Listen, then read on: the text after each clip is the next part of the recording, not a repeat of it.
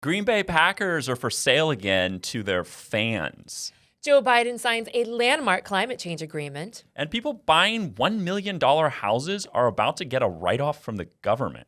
I'm Miriam Issa. I'm KEENDAWG. And we're drinking, bitches. This is Political Drinking Games.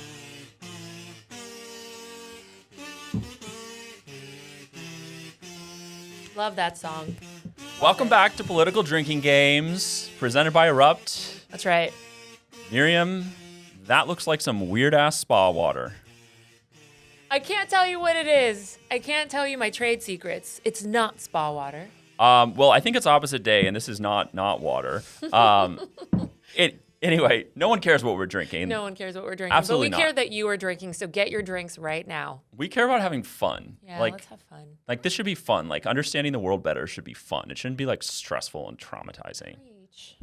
Well, we're going to preach. We're going to preach. We got a lot to get through. We've got this it's not Copenhagen. It's the Glasgow Climate Change Conference. One of those white cities. Right, full of, like, rich, white European statesmen talking about carbon emissions or I don't understand what goes on there. Yeah. Bitcoin dipping, Netflix and Facebook maybe tinkering with their algorithms. Chris Christie, big fat Chris Christie. Remember Nutrisystem Chris Christie? No fat shaming Chris Christie. No. Politics is Hollywood for ugly people. Appearances matter. Oh my God. Is that why I live in LA and my brother lives in DC and works in politics? Well, if he looks like you, he's probably not ugly. He looks like this. He does. Chris Christie had some words for Trump and Republicans supporting him. And we've got a couple asset bubbles that we're going to laugh about and work our way through. So, Pratik, where are you? Are you here today? Where in the world are you? Washington, D.C. Oh. Do you think that Pratik's microphone looks a little phallic? All microphones do. All right, well then censored. Okay, guys, so our first drinking game, we've got 3 drinking games that we go through every time we do this show. And, you know, every time you do this show, you should be here with us. First drinking game is, we call it Kill, Kiss, Marry because we want, like, grandma and our aunties to listen to this show. Mm-hmm. But you probably call it something else in your private life when you're popping a couple crispy boys. But we're going to play Kill, Kiss, Marry with questionable business investments in the news this week. So who would you kiss, kill, or marry? Right. You got to go to bed with one of them. You got to put one down in a 6-foot hole, and you're stuck with the other for the rest of your life. Buy and hold, I guess. Great. Yeah, exactly. All right. Let's do it. Let's do it. Okay. So first up in our questionable business investments, Kill, Kiss, Marry. The Washington Post, I'm going to go to them. The Green Bay Packers, you know, Aaron Rodgers, Brett Favre, that great team. The NFL's, quote, only publicly owned franchise is about to add some more owners. Starting Tuesday, the Packers will sell 300,000 shares of their company to raise $90 million from their fans. They do this every decade or so. A few years. Yeah. Second, maybe you're like a Toyota Prius electric car guy. Some random company called Rivian that has manufactured 150 trucks is now more valuable than Ford and General Motors. Get that through your head. 150 trucks. More valuable in their IPO than Ford or GM. Seems crazy to me. Wild. And are you a crypto guy? I'm not a guy, but I am a crypto woman. But you're like you're a crypto guy. I'm a crypto woman. Okay, all right. I won't assign a gender to you involuntarily. Bitcoin took a 10% bath this week. People who know about these things say that maybe rate hikes from the Federal Reserve is playing into this, or at least the perception that they're coming. More tax and regulatory, threats from the government here in China. So crypto bros, crypto gals. Thank you. Finally, I'm acknowledged. Taking a little bit of a bath this week. All right, Pratik, we haven't forgot that you're out there. Let's start with Pratik. Right, you got to kill one. Are you going to be a Packers investor, a Rivian bubble buyer, or a Bitcoin dip buyer here? Well, look, I'm going to treat all of these as long-term investments. I have no idea what's going to happen to any of them tomorrow. But I think if you're making a long-term play, I would absolutely kill the Green Bay Packers. I mean, at a moment where you have Facebook CEO talking about the metaverse and all kinds of new technologies on the horizon, why would anyone make a bet on a live football game in Green Bay of all places? Are you a beta male? That's a matter of interpretation. I feel like an alpha male does not buy and hold. An alpha male goes for the quick pump and dump. Real aggressive. And gets in on that Bitcoin pump. Okay, then I think I am an alpha male. So you're gonna bang Bitcoin or you're gonna marry it? Okay, can I actually start with the Green Bay Packers? Sure, sure. This one's really interesting because what you're basically saying is people are buying shares for the Green Bay Packers and you get absolutely nothing in return. I would like to start a fund for my life where people buy shares of my MIRIAM stock just to finance my rent. Well, you sort of can. That's sort of what Patreon is, right? Or like a GoFundMe, or basically that's what a sugar daddy is. Okay, so basically, the people buying shares of Green Bay Packers are the sugar daddies of the team. Well, but something is being Except exchanged. that without sex. Something is being exchanged, and that's status. So, like, they're basically fucking for clout, and that's the same as being a Patreon OnlyFans sponsor, Or right? a millennial in Los Angeles. Right. You're just fucking for clout at the end of And the it day. happens. Okay. Well, let's. So I would have sex with that one. Okay. It's just you can relate to it. I have friends that can relate to it, and I can relate to my friends. Rivian, okay, like I don't know if Rivian's gonna actually live up to all of the hype, but this is what I do know. Men will do anything in a penis contest. And the man behind Rivian is Jeff Bezos, just like the man behind Tesla is Elon Musk. And those two men hate each other and they are constantly whipping out their penises to see who has the bigger one. So I am gonna bet that Jeff Bezos will do anything he has to do to make sure that Rivian wins. I think I actually read that Rivian took a pretty steep dive after that IPO, which I think is common. It seems like it might be a good hit and quit. Like it might be a good one to kiss there because, you know, I assume investors are valuing the technology underneath it and don't really give a shit if they can figure out how to buy our truck or not. So it's not going away in the immediate future. Right. But I would marry Bitcoin. Like I'm not a big crypto You bro. would marry Bitcoin? I would marry it. I don't think it's going anywhere. Interesting. Well, I've never said this before, but I think I actually kind of agree with China here. Yeah. Only because China is trying to meet their climate change, promises, and Bitcoin is trying in definite air quotes, absolutely trying to meet their human rights promises. Yeah, because they too. really care about that. Yeah. But the truth is, like, Bitcoin is terrible for the environment, and there are all these other. Bitcoin is terrible for the environment, and there are all these other cryptocurrencies that are much better. So maybe we should cancel Bitcoin and I don't know, invest in a little Ethereum. Pratik, isn't that sort of why companies like Rivian are so wildly overvalued, is that people want to be like socially active in their investing strategies? Look, I don't know that it's overvalued. I don't have a view one way or the other, but how many times have we seen these tech companies have big valuations? Everyone talks about them being overpriced, and then as it turns out, they were considerably underpriced. So I don't know. I think they're tapping into the right trend. They may actually be around the fair market value. Sounds like you might want to tap into it. Yeah, but I agree with you. I think probably a safer play is buy Bitcoin, hold it. It's not going anywhere. All right. Ethereum. Oh my God. She's a crypto gal. Okay. All right. Well, I feel like there are a few dead bodies out of this segment, like a few, mistresses pounding our DMs. Definitely. and a couple few sugar daddies. Right. And a couple wives we could maybe learn to live with. Right. I love it. All right, so We let's go. figured it out. Let's go. Let's play Would You Rather, okay? Love that. So this is the same Would You Rather as there ever was. I'm going to give you two choices. They might both be good. They might both be bad. But I would like to hear personally why you want to eat the shit sandwich that you choose. Okay. That's kind of a dirty term. I don't like it. That's kind of like a boomer. That's like boomer rage on like Wall Street. All right, first up. Which feel-good story about the rich getting richer and the poor getting poorer does it for you this week? It's not a movie I ever watch on Netflix. Okay. Not my favorite. Well, we're going to talk about Netflix later this week, All too. right. All right. First, so what supply chain inflation crisis, says Walmart and Target?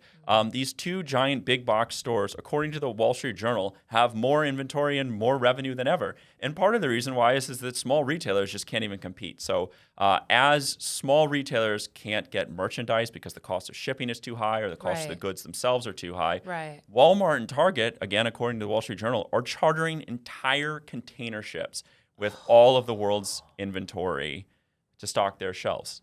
In fact, it's a problem.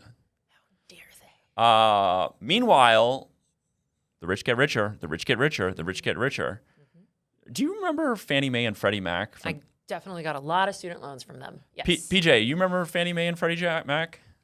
Unfortunately. We'll get into that. So Fannie Mae and Freddie Mac buy mortgages. The government-sponsored enterprise buys mortgages from people. It's basically a government subsidy for people to go buy houses. Starting next year, Fannie Mae and Freddie Mac will be subsidizing mortgages up to $1 million. So taxpayer subsidies for people buying homes up to $1 million. So it's not that buying mortgages is the new part. It's the fact that now they're backing even larger loans? Right. Okay. So they're adjusting the baseline, and the How is that a subsidy? Isn't a subsidy like a thing that you just give someone, like food stamps is a subsidy to feed you? How is this a subsidy? Well, it's if I guarantee you, if I'm the government and I buy a loan from you, the bank, then Okay. I am taking all the risks off your books and I'm making it the taxpayer's risk. So you don't have to worry about lending to the wrong people. So if I'm the bank and I lent money to our producer Brian to that's a pay bad for idea. a house, I agree. And then Brian defaults because Erupt doesn't pay him enough, then you're the one that has my back? So, government has so, the so bank's if back. producer Brian defaults on his mortgage, Yes. the bank doesn't have to bear that cost. So that means that the actuary tables, the price is much lower for them to issue that loan. I want to be the bank. Right. You don't want to be the taxpayer. You want to be the bank. So this is we're getting lost. This is a very long way of explaining why actuary tables, the interest rates on loans, will be lower for people buying $1 million houses next year than they are this Which year. is good for people that live in LA because we can't afford jack shit here. Okay, so there we are. We've backed into the argument. It is an affordable housing question for large cities. Yes. So let me pose the question. I'll give you. You know what? I'm going to give Pratik the first whack at it. I want Pratik to have I'm going to give him the first whack at it. Pratik, Okay, so when we're talking about the rich getting richer, Pratik, would you rather know that the government is subsidizing their $1 million homes, or would you rather know that the big box retailers are about to have the best holiday Christmas season of their lives because mom and pop stores are just out of business? Well, I take more issue with the housing subsidy, and the reason is that when you have this kind of cronyism, there's an ideology behind it, and the ideology is this notion that the American dream involves people owning homes. The reason why I find that particularly problematic is that if you look at the direction the world's going with more interconnectivity and mobility and so forth, I would argue that the American people actually should not be encouraged to own a home. They should be encouraged to be mobile and go where different opportunities are, not get tied out down in an expensive home. I'm kind of on his side. Oh my God, I love that, Pratik. I mean, like, why are we subsidizing people to stay in Los Angeles and San Francisco and New York City? Like, why not buy twice as big of a house and start a business in Kansas City or St. Louis or something? If our producers are watching us, this is why I'm going to move to Colorado and then just work remotely for this show. But hold on. I feel like I'm doing an unfair job of simping for this Fannie Mae and Freddie Mac thing. Because at the end of the day, if you're going to buy a house in St. Louis or Kansas City, there's got to be a business there. And if Walmart and Target is putting everyone out of business. No, and that's a really big deal too. Like as an immigrant, I understand that what immigrants come and do, like the idea of the American dream that they buy into is moving to the U.S. and starting a business. Actually, Cubans have the highest rate of self-owned businesses of the entire Hispanic immigrant population. So like businesses are a part of our DNA. And if basically Walmart is so big right now that it basically can't fail and it's putting the rest of us out of competition, that's painful for my people. I mean, it's sort of a misnomer, right? Like, one of these things is the government, right? The mortgage subsidies. The other is a weird private sector thing that the government's trying to address. Like, but I think that's important too. I mean, like if the government is always going to subsidize some of these loans for mortgages, and the question is just, should they be subsidizing $1 million loans in super expensive cities like San Francisco, New York, and Los Angeles? I think that makes sense. You have to adjust the benchmark with the ages. well, okay, let me put it this way, Pratik. What is like the bigger bill that you think society will have to pay because of this moment we live in now? Do you think it's the next kind of 2008 asset bubble that blows up, maybe because of issuing $1 million loans to people who aren't qualified for them? Or do you think it's this general kind of just consolidation in the American economy of which these big box retailers being able to stay in business while everyone else is folding because of this supply chain crunch? Like, what keeps you up at night in your libertarian brain? Look, to be clear, I don't like a lot of the policies that are causing seemingly the consolidation. But that said, I'm not worried about consolidation in and of itself. I mean, if these big retailers are able to deliver goods and services in a way that's efficient, that's fine. And I think that the future of small business anyway is probably more niche, more online. Small businesses inherently just can adapt a little bit better. So Even though I don't like why it happened, I'm not too worried about it going forward. All right. Interesting. All right. Interesting. All right. So you'd rather have big box retailers in the driver's seat? I guess I kind of would too, but it's just me. I'm just one guy. One guy in a microphone. Okay, let's talk about things that make you less creeped out about big tech. So, two algorithms this week kind of going through the ringer.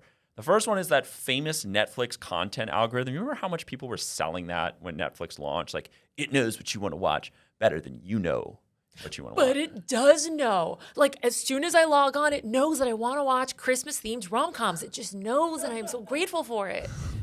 Well, you might have to reacquaint yourself. So Netflix has announced that they're changing their content algorithm so that it rates shows based on how much time people have actually spent watching them. Believe it or not, this wasn't how it worked before. So how it worked before was if you watched anything for the first 2 minutes, if you clicked out on minute 2 and 2 seconds, it counted as a view. So yeah, So a lot of shitty programming got views. I'm gonna go and like be a simp here and say, maybe this is the first time a tech company has decided to like prioritize content people actually want and not content that just triggers them to click. So I'm gonna put a story up about that.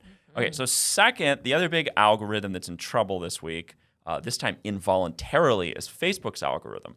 Ohio Attorney General Dave Yost is taking Facebook to court over the contents of the so-called Facebook papers that were in the Wall Street Journal, and maybe you saw Frances Haugen on Capitol Hill testifying, who leaked the papers. Anyway, Facebook going to court because of some of the abuses towards minors and vulnerable populations. So I guess I'll set it up and say, would you rather sleep easier at night knowing that like Netflix is voluntarily changing their algorithm to like trigger you less, or that Facebook is in court because the government wants them to trigger you less? Like having the government on your side, or oh, did I just put you to sleep? I mean, I did ask you what you'd rather go to sleep to. That's a very good point. I think that what's really happening with Facebook is that Ohio is really pissed off that Facebook doesn't let Trump be on its platform. I think that's what they're actually suing him for. Pratik, are you okay with like nakedly political lawsuits when they sort of push back at the so-called radical left or whatever? I mean, this is sort of a thing, right? It's like Republicans versus tech is the big. Well, I do generally regard regulatory threats as being a problem and an issue that could really bring down or undermine a lot of the benefits we enjoy from big companies. I do, in a way, though, I wonder if a kind of an incompetent lawsuit by an Ohio AG actually may work to the benefit of Facebook, because if they take Facebook to court, they win and basically show that these AGs have no real power. Maybe over time that'll lead to greater deregulation, but we'll have to see. That's interesting. I mean, they got to be scared. I mean, they changed their name to Meta, I know, and they did did. it right after these Pentagon papers or whatever they're called Totally. leaked. Like they've got to be scared, right? Yeah, they're definitely scared. So why wouldn't that? This is what I don't understand when like big powerful people, like no one in the government understands how Facebook's algorithm works. Why wouldn't they just change it voluntarily too?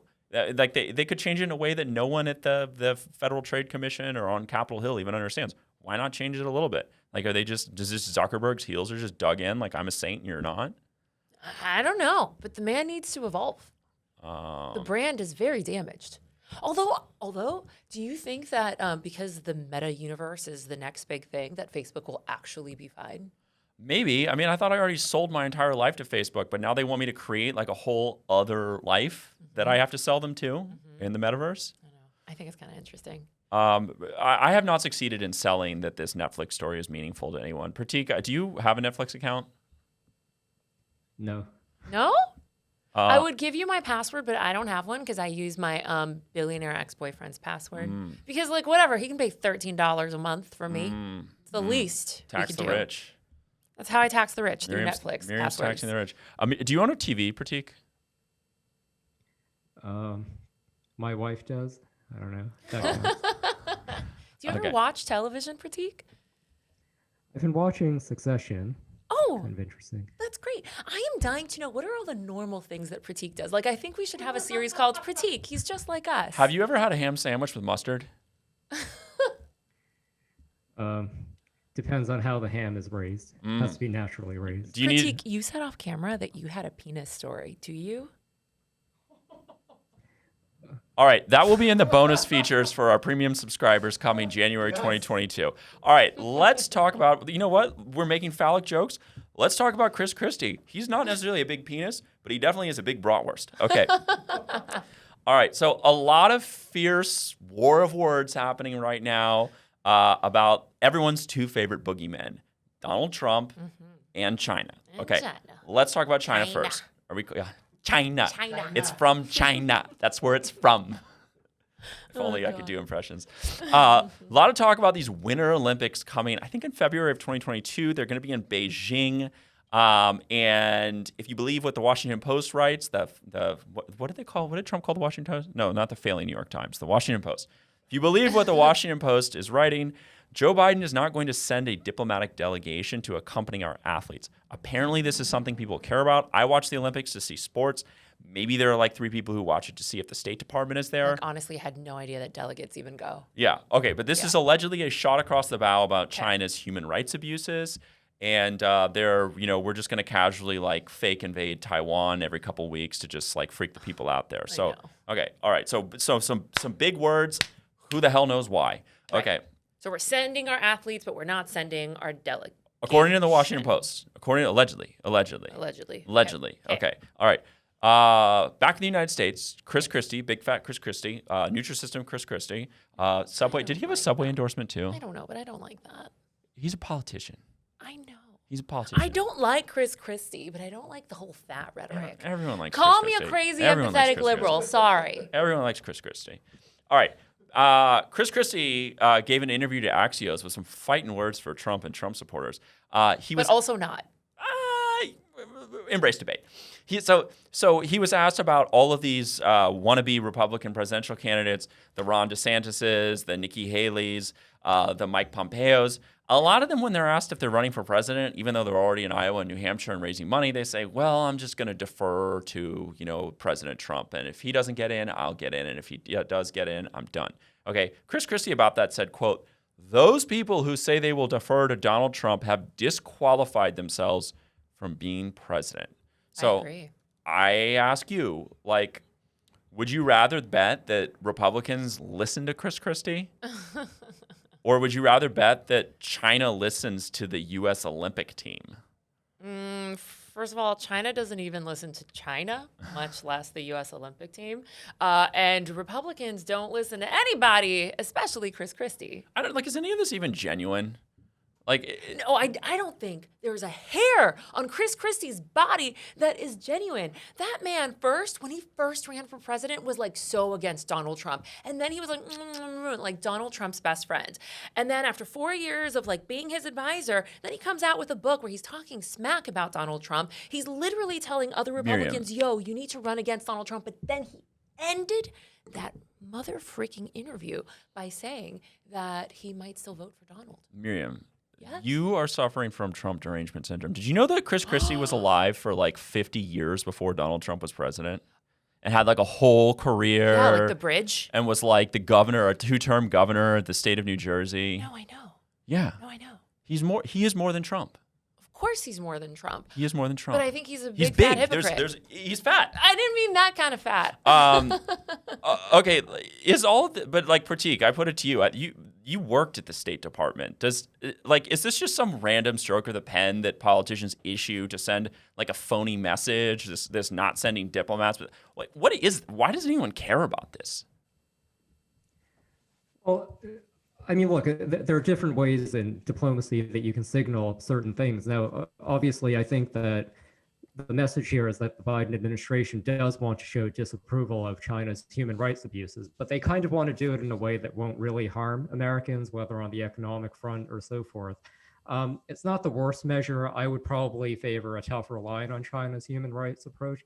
But I think that the important thing here is that at the end of the day, the reason why the Olympics matter on the human rights front, in my view, is not because of anything politicians do. I think it's actually incumbent on our athletes themselves to go there, perform well, and show the power of the American example in China. Are they? But who are they signaling though? Are they signaling China or are they signaling Americans? The State Department. Here we are doing something about a problem. Yeah, it's not. I don't think it's actually moving the needle with China. It's very hard to move the needle with China. They're too powerful. They are the Walmart of the world. Well, I think it's too early to tell if it matters or not, because at the end of the day, if you think about the Chinese regime, why are they in power? They're in power because they enjoy a certain degree of legitimacy, both from their own people and the rest of the world. So when the US and other countries do this kind of thing, they chip away at China's credibility and legitimacy, and perhaps over time, that might improve the human rights situation. I think the Olympics are, whether we want to admit it or not, it's how we represent our nations as what they really are and not what we think they are and what we say they are. So I'm inclined to sort of take Pratik's line on this and say it is kind of important, even if it's like, who like really cares. But And also normally in the discourse between politicians, it's politicians representing their nations, but the Olympics is a moment where the actual people, in fact, the best of us are representing our country. by the way, I saw a documentary on Netflix about the Olympics that was a 10 out of 10. Yeah? It's Caitlyn Jenner telling the story of Bruce Jenner. And I'm not like a big like social justice guy, and neither is Caitlyn Jenner, but it's a 10 out of 10. It's a 10 out of 10. Ooh, Yeah. is that new? Yeah, it's new. It's Untold is what it's called. It's called Untold. Yeah. Okay. Well, let's talk about other debatably meaningful global conferences and agreements. We're going to move on to Two Truths and a Lie. Okay. You guys know how this works. We'll give you 3 facts. You pick out what the lie is. Pratik, are you ready? Yeah, of Oh, course. God. Pratik, you seem sort of like a groundhog who like popped up in the wrong corner of the lawn today or something. Like you thought you were going to come up in the shade, and here you are in the limelight. It's okay. Um, Ready to talk about climate. All right. Well, make sure you have some saltine crackers after this or something. Okay. Two truths and a lie. COP26. I had to Google why it's called COP26. This was the Glasgow climate change conference. Why is it called COP26? It's the name of the like subcommittee on the United Nations. Or Pratik probably knows. Make me look dumb at some point. All the time, actually. All right. So two truths and a lie about this climate change conference. Okay. Truth number 1, put them up. More than 100 countries joined the U.S. and EU-led coalition to cut emissions by 30% and to phase down the use of coal. But the largest emitter, China, is only a partial signatory. So China, also India, I think, did not come along for the full ride. They said, yeah, we'll help you out if it's convenient to us, but we're going to do our own thing. We're going to be China. Also a very American thing to do. Like, love to hate on China. Very American to say, we're going to do our own thing. Number 2, hundreds of fossil fuel lobbyists were invited to this climate change conference, but not youth activist Greta Thunberg. Number 3, the COP26, who the hell knows what COP means? The COP26 treaty will not go into effect in the United States until the Senate ratifies it. If you remember your, 7th grade civics classes, Senate's got to ratify that shit. I do. Senate's got to ratify it. I think I made Pratik go first up top. Someone help me. I'm going to light the fire right underneath you, Miriam. No! Greta Thunberg. We all like to make fun of her. I don't like to make fun of her. Why not? What? She's a child celebrity. What is more gratifying than making fun of child celebrities? Only if you are a heartless monster like you, KEENDAWG. I am Middle America on this one. I am the coast. And the 2 coasts. Anyway. I'm Orange County. I'm the red coast in a blue state, bitches. Okay, so Greta Thunberg not invited. I think that's false. I think it could be true because she's always getting nominated for every single like pointless human interest award ever. So she was probably accepting an award in like Warsaw. Were you not held as a child? I think that Greta Thunberg and climate change are the 2 most oversold, overfed stories ever. So no, I was not held as a child. I feel like Pratik, Greta Thunberg, you want to weigh in? I'm going to say that one's true, actually, not because I follow anything she says or does, but I just figure there are so many leftists on Twitter who are absolutely obsessed with her that had she been invited, she probably would have grandstanded in a way that it would have been bombarding my Twitter feed. So Or do you she think? wasn't invited. Do you think I wouldn't invite her. God, his deductive reasoning is on point. I think he's right. Maybe the conspiracy theory is that like Joe Biden and Angie Merkel didn't want to get upstaged by Greta.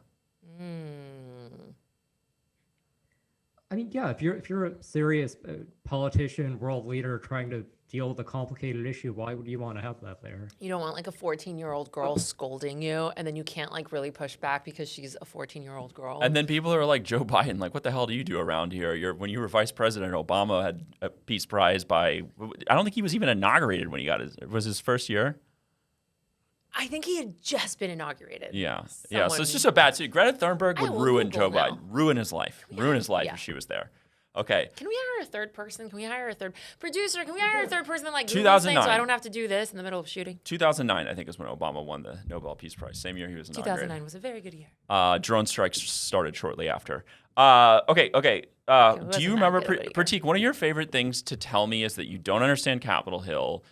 You don't like the way it works. Both of us bet on politics when we're not on camera, and you also refuse to bet on Capitol Hill. So I guess I'm going to put it to you. This third truth that the COP26 treaty will not go into effect in the United States until the Senate ratifies it. So do you want to weigh in on that? I know you hate weighing in on Capitol Hill. I think this is mostly false. I mean, you'll have to correct me here, but my understanding is that what happened at the climate conference was an agreement, not a treaty. So the reason it's complicated, though, is my understanding is that to actually basically, so a bunch of world leaders went there, they made a bunch of pledges. Now the question is, will they actually implement it? The reason I'm not completely sure on this one is that I think Biden may be able to implement part of it through executive authority, but then they're talking in the Build Back Better. They're afraid Manchin is going to basically screw Biden over on some of his climate pledges. But I think, in short, no, it's not a treaty that has to get through. And I guess we do all blindly sort of assume that, like, China's like, emissions reductions? Fuck off. Like, we're busy making shit, you know?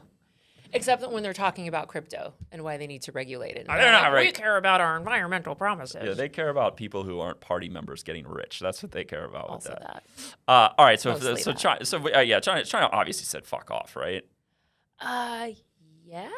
You know how we could make China take us more seriously on human rights, in my view? It's by not needling them on pointless climate change things that they obviously are not going to do. It's not in their interest, and it just makes us dumb. I mean, if we have a bunch of Western world leaders telling them to basically undermine their entire economy for a climate change fad at home, why should they take us seriously on anything, including Well, it's not a human fad.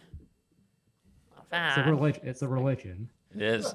Everything on Earth can An be actual existential threat. I mean, not according to me. I'm a nobody who works at Erupt. Just, according to Oh, something UN. happened in the world. I don't know why. It was climate change or racism. Do you know all who I of just these impersonated? Men, everyone watching, just know that all of these Everyone. men need to be held. Like, that's what we fuck the Earth.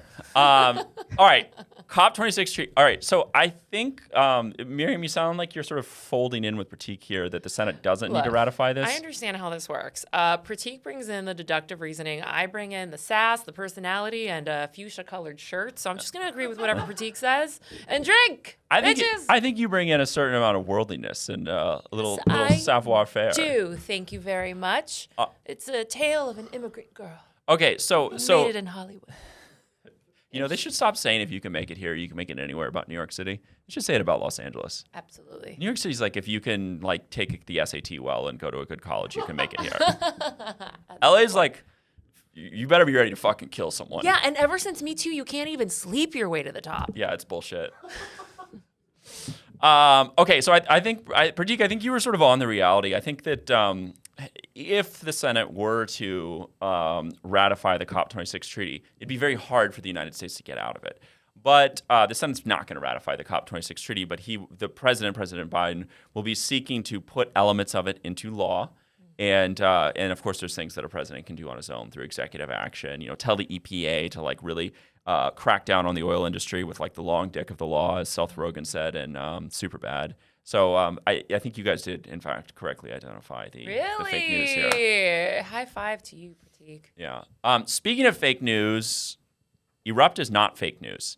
You need to visit our website, erupt.news. Tough one to remember. You're probably watching this on YouTube, and you know what you should do. If you made it this far, it's because you love us, and we love you back. So definitely subscribe to our channel. Find us on Instagram at KEENDAWG. Boom. That's self-promotional. Miriam_Isa. Erupt now. Find Pratik on all the things. It's just a bunch of letters. It's kind of hard to write his handles. Yeah, Pratik, we need to do now at this stage what we do at the end of every show. Like, I think, Miriam can sweetly say goodbye, and I can too. But the audience really just wants to hear from you before they click the pause button and move on with their lives. Would you like to say goodbye? No fake news. No feelings, not held. This has been Drinking Games. I'm KEENDAWG. Find us next time on Erupt. We're out of here. Bye. Go get a hug.